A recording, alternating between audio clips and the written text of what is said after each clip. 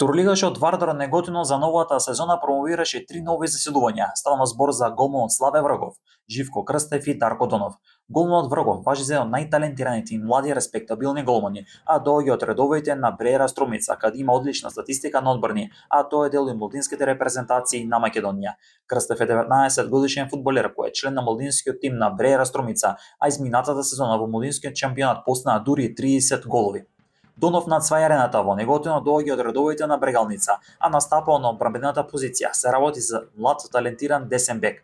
Во следните денови Вардар Неготино ќе ги промовира и останатите заселувања, со што клубот ќе влезе со високи амбиции и цели за новата сезона од втората македонска фудбалска лига, откако екипата минатата сезона заврши на 6-то место на табелата во второлигашкото друштво, откако претходно стана шампион во трета лига Југ и играше бараж кој што го доби против Новаци и со тоа се пласираше во втората македонска фудбалска лига како повратник во второлигашкото друштво одигра одлична сезона, односно ја оствари својата цел, а тоа беше опстанокот.